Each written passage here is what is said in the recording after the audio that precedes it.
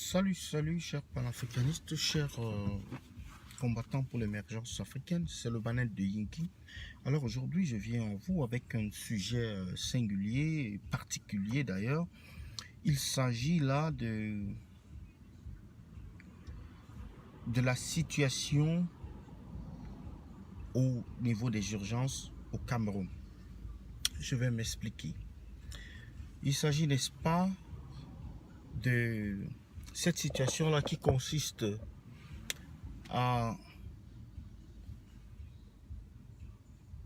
au traitement des malades qui arrivent aux urgences au Cameroun. Alors, il y a deux cas. Il y a le cas d'un jeune homme au nom de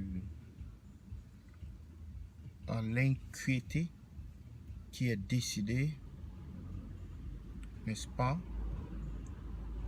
à l'hôpital de Yaoundé là-bas, dans un hôpital à Yaoundé. Il est passé aux urgences de la garde présidentielle. On l'a amené aux urgences de la garde présidentielle. Il a fait un accident à la moto. Celui qui l'a percuté a décidé de ne pas s'arrêter. Et donc, on l'a conduit aux urgences de la garde présidentielle où il a été rejeté. On l'a conduit aux urgences de l'hôpital, je pense, je ne sais pas si c'est l'hôpital général, où on l'a rejeté parce qu'il n'y avait pas de place. Et le temps pour qu'on l'amène dans un troisième hôpital, il est décédé, quoi. Ça, c'est un cas. L'autre cas, il s'agit d'une dame, d'une maman, en fait, qui a été ramenée à l'hôpital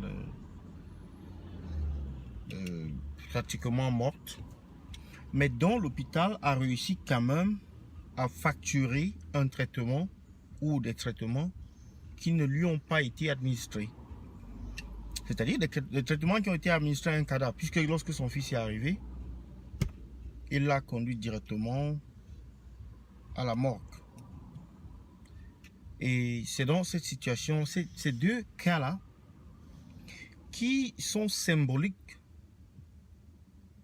d'une certaine manière, mais qui représentent le mal dans la société camerounaise, qui représente vraiment un problème sérieux dans la société camerounaise, à plusieurs niveaux d'ailleurs. Il y a les pouvoirs publics, pour qui la vie d'un Camerounais ne vaut rien. Ça, il faut être clair là-dessus. Deux, il y a les employés ou les gens qui travaillent, des infirmiers, les gens qui travaillent dans ces hôpitaux-là, dont la morale et l'esprit sympathique, l'esprit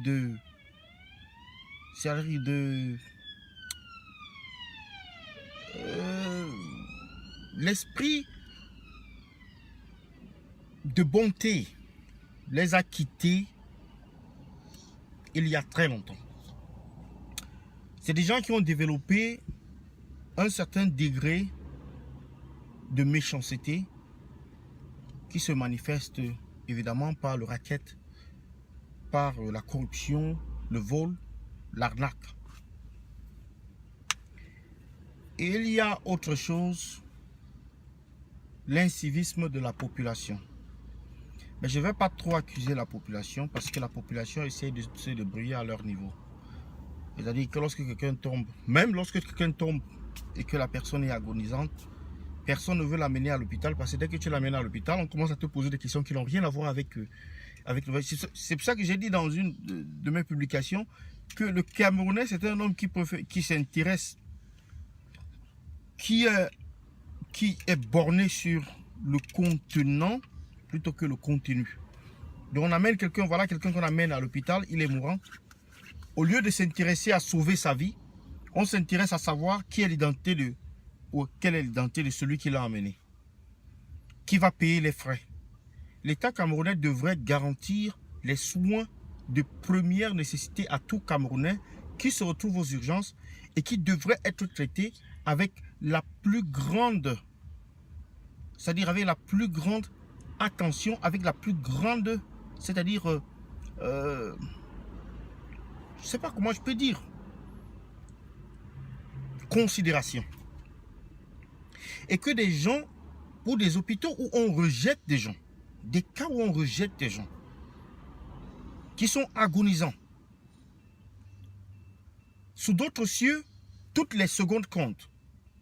On compte à partir du transport de la personne qui est blessée ou qui est malade pour la faire arriver, pour faire arriver cette personne dans un hôpital.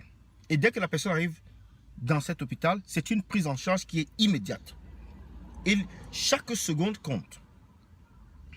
Mais on se rend compte que la honte a foutu le camp, l'intégrité a foutu le camp.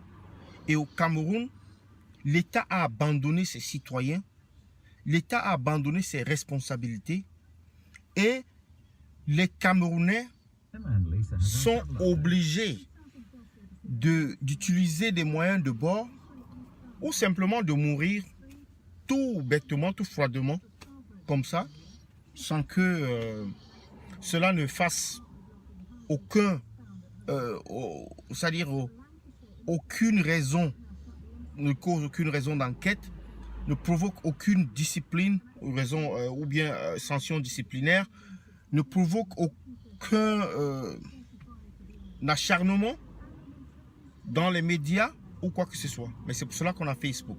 Au travers de Facebook, nous pouvons voir tout cela. Nous pouvons voir ces informations qui sont relayées, qui sont publiées. Et c'est pourquoi je vous demande à vous, que pensez-vous? Combien vaut la vie d'un Camerounais au Cameroun? J'attends vos commentaires. Merci.